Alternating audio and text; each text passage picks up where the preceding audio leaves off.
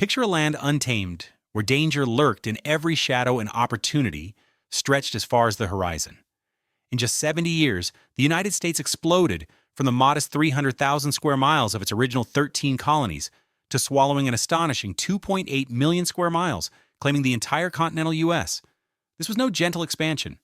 It was one of history's boldest, fastest land grabs. The American frontier was a crucible of chaos, forged in relentless warfare and carved through unforgiving terrain. Only the daring, the reckless, or the downright crazy could thrive in this savage world.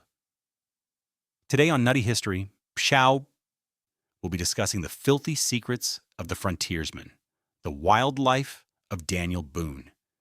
Daniel Boone is probably one of the most famous Americans in history. He was a legendary frontiersman who became immortalized over the years through books and movies. He helped open up the American frontier during the Revolutionary War when he discovered the Cumberland Pass into Kentucky. He blazed the Wilderness Road, another key passageway into the West, and through all of it, he had some pretty crazy adventures. One of them is straight out of the plot of the movie Taken. In 1776, Boone had established the town of Boonesboro a year earlier, and the Revolutionary War was in full swing. In July, Boone's daughter Jemima, who was just 14 years old at the time, was taken captive along with two other young women, Betsy and Fanny Calloway. The girls were captured by a group of Shawnee warriors who had been sent by the British to harass and attack the American settlers in Kentucky. The girls were taken to a Shawnee village near present-day Chillicothe, Ohio, where they were held captive. Boone learned of this, and he wasn't pleased, to say the least. He and a group of men immediately set out in pursuit of the Shawnee kidnappers. They tracked the Shawnee to their village and carefully planned a surprise attack. On the third day of his daughter's captivity, Boone and his men tore into the village where the girls were being held and were able to rescue them, fatally shooting a few of the kidnappers in the process, while the rest fled. The fact that Boone tracked down the kidnappers and rescued his daughter was yet another feather in his cap and proof of his wilderness skills. He had a particular set of skills. Another pivotal point in Daniel Boone's life came a few years later in 1778 during the American Revolution. The British teamed up with a couple of Native American tribes and began a series of attacks on American frontier settlements. One of these attacks was on Boonesboro. The siege of Boonesboro began in September 1778, when a large force of Shawnee warriors, led by a man named Chief Blackfish with the support of British officers, surrounded the fort. The settlers at Boonesboro were outnumbered and outgunned, but they were able to hold off the attack for a while, at least. Despite the settlers' best efforts, they eventually began to run low on supplies and ammunition. The situation became more desperate when several of the enslaved fighters who had been fighting alongside the settlers defected to the Shawnee, taking with them much-needed ammunition. Despite all the legends surrounding Daniel Boone, he was yet another early American settler who tolerated forced labor. Eventually, the settlers were forced to negotiate a surrender with the Shawnee. Boone and several other settlers were taken captive and held for several months. During his time with the Shawnee, Daniel Boone was treated pretty well and was even adopted into the tribe as the son of Chief Blackfish. Boone was actually given the name Sheltowee, which translates to Big Turtle, and he was allowed to hunt and fish with the tribe. He also learned the Shawnee language and customs and gained a deep appreciation for their way of life. But Boone couldn't come and go as he pleased. He was still a prisoner and was closely monitored by the Shawnee. Like any captive who knows his way around the woods and knows his way around a gun, Boone tried to escape. He slipped out of the village one night, but the Shawnee figured it out almost immediately, caught him, and brought him back. For his bad behavior, he had to run a gauntlet, where he was stripped naked and forced to run between two lines of people who hit him with sticks as he went by. Boone survived the punishment, and he was eventually allowed to return to his family after several months in captivity. Boone's time with the Shawnee had a pretty big impact on him, and he later wrote about his experiences in his autobiography. He described the Shawnee as a brave and generous people and expressed admiration for their hunting and warrior skills, despite the fact that they hit him with a bunch of sticks and wouldn't let him leave for a while. Davy Crockett, Dirty Politics, and the Alamo. What happens when a rough-and-grubbed frontiersman becomes a U.S. representative but then gets so disillusioned by the bureaucratic nonsense of it all that he can't stand it anymore? He says, screw it, and he moves to Texas. This is the story of Davy Crockett. Now, you probably think of him as a coonskin cap-wearing, rifle-toting hunter/wilderness guide, but there was a whole lot more to him than that. Crockett was born August 17, 1786 in eastern Tennessee in what was then part of North Carolina. His parents were poor farmers, and he grew up having to fend for himself quite often. By the time he was 18, Crockett struck out on his own and began working as a cattle driver, guiding herds of livestock through the wilderness to markets in Virginia and Georgia. He quickly gained a reputation as a skilled frontiersman and hunter and became known for his sharpshooting skills and ability to survive in the wilderness. There's even one pretty wild story that's straight from the movie The Revenant. The story goes that in the fall of 1825, Crockett was out hunting in the woods near his home in Tennessee when he came across a large black bear. Crockett fired a shot at it, but the bear was so big that it kept charging and knocked him to the ground. Crockett managed to draw his knife and engage in a hand-to-hand struggle with the bear. The two scrapped for several minutes, with Crockett puncturing the bear repeatedly until it finally succumbed to its injuries. According to the legend, Crockett suffered several injuries during the encounter, including a broken leg and multiple cuts and bruises. Whether the story is true or not is not really the point. The point is that Crockett was building up a pretty legendary persona that would eventually get him elected to the U.S. House of Representatives. A piece of publicity that helped rocket Crockett, you see what I did there, into the national spotlight was a play called The Lion of the West. The play's main character wasn't named Davy Crockett, but he looked and acted a whole lot like the frontiersman. The play, which premiered in 1831, was a satirical comedy that poked fun at frontier life and politics. The Crockett-esque main character in the play was portrayed as a larger-than-life figure, full of bluster and braggadocio, but also with a heart of gold. Oh, shucks. The character's homespun humor and folksy charm resonated with audiences across the country and helped to cement Crockett's status as an American icon. The play was also significant because it coincided with the rise of Andrew Jackson. Crockett, who was initially a strong supporter of Jackson, was seen as a symbol of the rugged individualism and self-reliance that were prized by the Jacksonian Democrats. Crockett was a rising star, but he'd soon come to learn how low-down and dirty politics could be. During his time as a U.S. representative from 1827 to 1835, Davy Crockett became increasingly frustrated with the political process in Washington. He was a member of the Whig Party, but often clashed with party leaders and disagreed with their policies. One of Crockett's main frustrations was with what he saw as excessive government spending. He believed that the federal government was becoming too powerful and that it was wasting taxpayer money on unnecessary projects. He became particularly critical of President Jackson, despite the fact that the two were pretty good friends and allies initially. He came to realize how despicable Jackson actually was and how he was abusing his power and favoring his political allies over the interests of the country. The final straw that led to Crockett eventually leaving Congress and heading to Texas was the Indian Removal Act of 1830. Crockett actually supported the act at first. He figured that the relocation would be beneficial for the Native Americans, since they'd be removed from the influence of white settlers and given new land to cultivate. He also saw it as a way to open up new land for white settlement and to further expand the United States. But as the debate over the Indian Removal Act continued, Crockett started having doubts. He received letters from his constituents expressing opposition to the forced removal of the Cherokee people who were living in his home state of Tennessee. He eventually became a vocal opponent of the act. In a famous speech to Congress, Crockett declared that the Indian Removal Act was unjust and that the government had no right to force Native Americans from their land. He argued that the Cherokee people had a right to their ancestral homeland and that they should be allowed to stay. Despite his opposition, the act was ultimately passed, which led to the forced removal of thousands of Native Americans on the Trail of Tears. Disillusioned and pretty angry, Davy Crockett moved to Texas and got involved in the Texas fight for independence from Mexico. He arrived in San Antonio in early 1836 and joined a group of volunteers defending the Alamo, an old Spanish mission that had been converted into a fortress. Crockett and his fellow defenders, which included some famous frontiersmen in their own right, including Jim Bowie of Bowie knife fame, faced off against a Mexican army led by General Antonio Lopez de Santa Anna.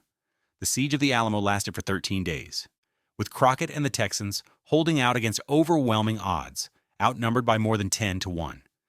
But on the morning of March 6, 1836, the Mexicans launched a final assault on the Alamo, and it all came crashing down. The final battle lasted less than 2 hours, and everyone defending the fort lost their lives, including Crockett. It's not entirely certain how Crockett died.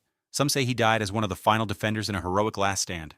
Others say he and the few remaining men surrendered and were executed soon after. Either way, it was a valiant bookend to one of the country's most interesting frontiersmen. Birth of the Oregon Trail and a new country. This next guy was one of the main reasons the Oregon Trail came to be, but his life was a controversial one. He thought of himself kind of like an 1800s freedom fighter who didn't think he had to answer to any government and even tried to start his own country to prove it. John C. Fremont was a surveyor and explorer who eventually ran for president of the United States and attempted to create the short-lived independent Republic of California. Like many frontiersmen, his life was a weird one. In 1833, Fremont joined the Navy and became a math teacher on board the USS Natchez. He spent the next few years exploring the coastal waters of the Gulf of Mexico and the Caribbean, learning how to survey and chart new territories. He was discharged from the Navy in 1838 and moved to Washington, D.C., where he worked as an assistant to the chief clerk of the U.S. Bureau of Topographical Engineers.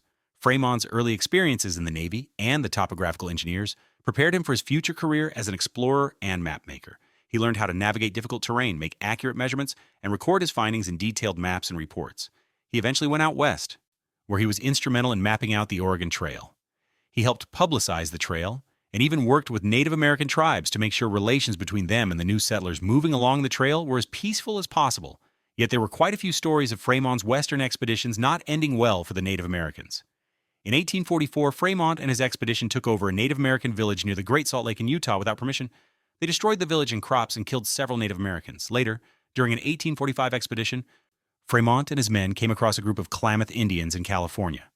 When one of Fremont's horses was stolen, he ordered his men to attack the Klamath village, ending several people's lives and burning their homes. Despite his questionable treatment of Native Americans, Fremont was actually an abolitionist. In a lot of ways, he was really a confusing guy to pin down. Later in his life, when he became the first presidential candidate for the newly formed Republican Party, and then later when he was a governor, he supported many abolitionist causes. But maybe the most famous came shortly after the outbreak of the Civil War in 1861. It became known as the Fremont Emancipation. Fremont was then the military governor of Missouri when he declared that all slaves owned by Confederates in the soon-to-be state should be free.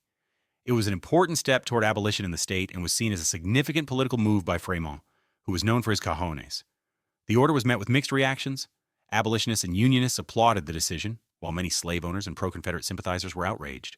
President Abraham Lincoln was concerned about the legality of the order and its potential to drive Missouri, which was a border state, into the Confederacy. Lincoln also thought that military commanders, which was what Fremont was, didn't have the authority to issue proclamations of emancipation, and he feared that Fremont's actions would complicate efforts to keep the border states loyal to the Union.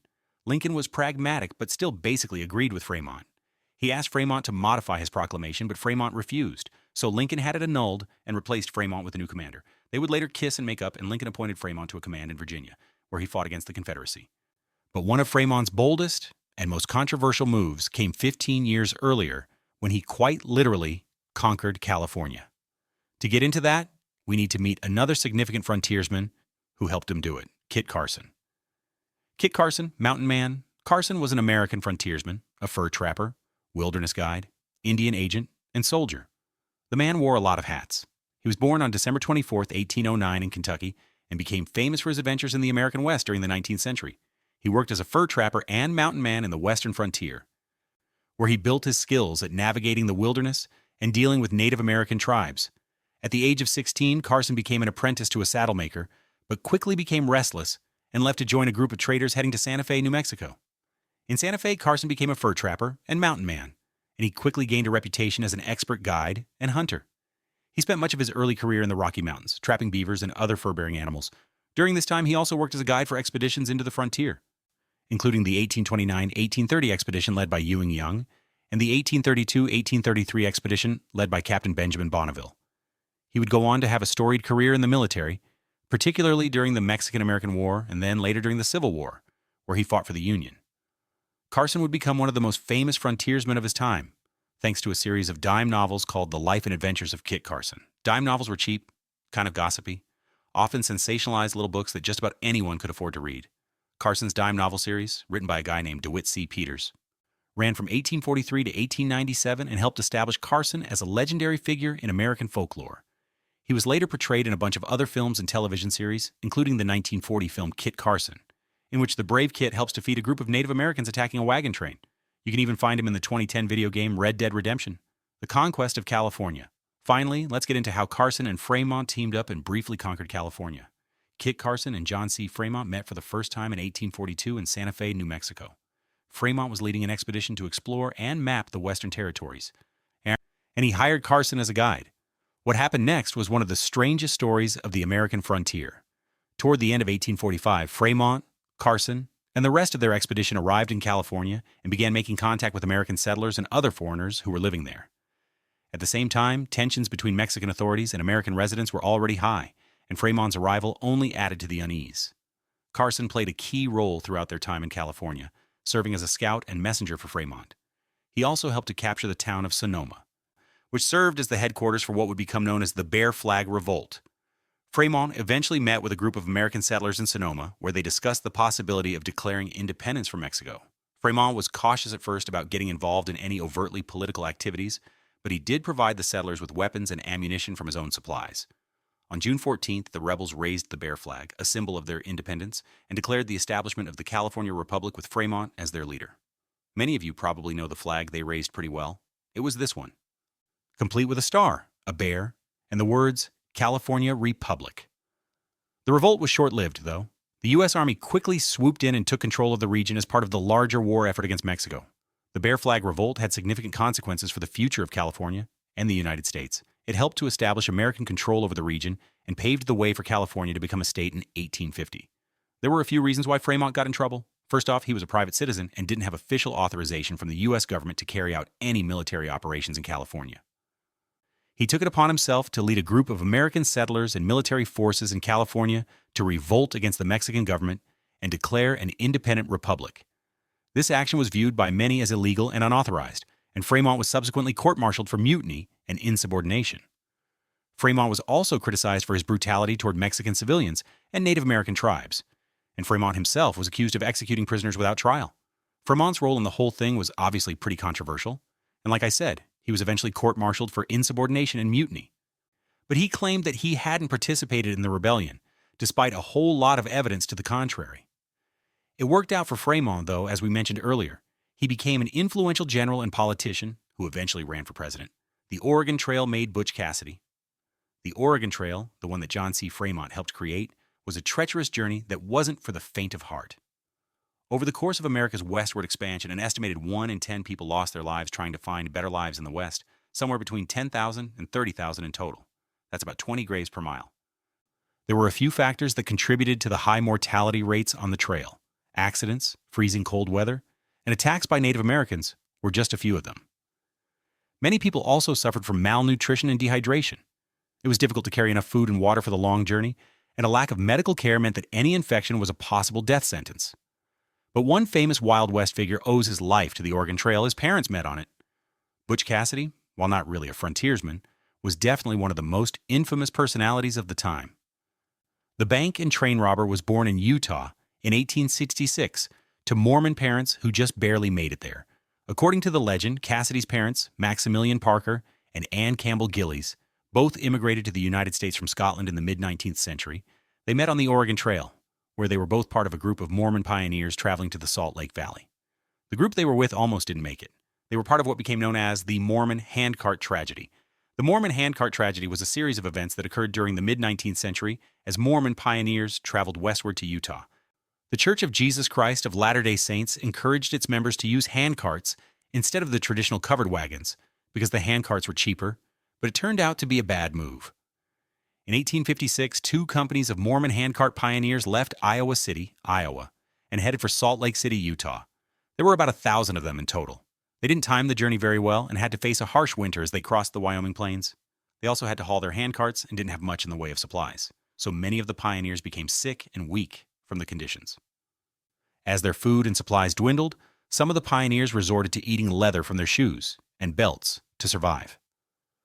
The pioneers pressed on, though, and some were able to reach safety in Utah, but more than 200 of them died as a result of the harsh weather and lack of supplies, and many others suffered from frostbite and other injuries. Luckily for Cassidy, though, unluckily for the people he killed and the owners of the banks and trains he robbed, his parents made it through the ordeal. Sacagawea. No story about America's frontiersmen would be complete without mentioning one of their most important guides. Sacagawea was perhaps one of the most famous guides of one of the most famous frontier expeditions in history, the expedition of Lewis and Clark. Sacagawea had a pretty harrowing childhood. She was born into the Lemhi Shoshone tribe.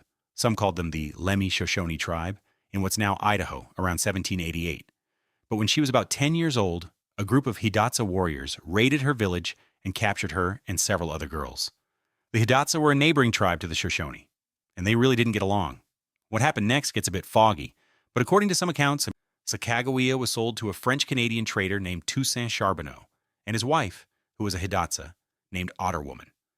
Charbonneau had been living among the Hidatsa and had already taken Otter Woman as his wife, but he was open to having options and was apparently in the market for a second wife who could speak Shoshone and Hidatsa and could help him navigate the West. Another story suggests that Charbonneau won Sacagawea in a game of chance, either dice or cards, from the group of Hidatsa men who had captured her. In this version, Charbonneau wasn't looking for wife number 2, but instead saw an opportunity to use Sacagawea's language skills to his advantage. Regardless of how it happened, Sacagawea became Charbonneau's wife and accompanied him on his travels throughout the West. When the Lewis and Clark expedition arrived at the Hidatsa village in 1804, they hired Charbonneau as an interpreter and guide, and Sacagawea joined them on their journey. She was a vital piece of the expedition. She helped translate and communicate with other tribes they encountered along the way. She even crossed the Rocky Mountains while pregnant. Give that a try sometime and see how it goes. And if it weren't for Sacagawea, many of the documents from the expedition, including maps and journals, could have been lost forever. The story goes that the expedition was traveling down the Missouri River when their boat, which was carrying important documents, supplies, and instruments, capsized in rough waters. The boat and its contents were quickly swept away by the current, but Sacagawea sprang into action. She was traveling on another boat with her infant son, saw what happened, jumped to the bank of the river, and quickly gathered up as much of the stuff as she could. Were it not for the Shoshone guide, Lewis and Clark might have had to redo the whole expedition, or else some other dynamic duo would have. And we'd be saying their names right now instead. These are just a few stories of the frontiersmen who helped shape America. What else do you want to know about them? Let us know in the comments, and don't forget to like and subscribe for more nutty history.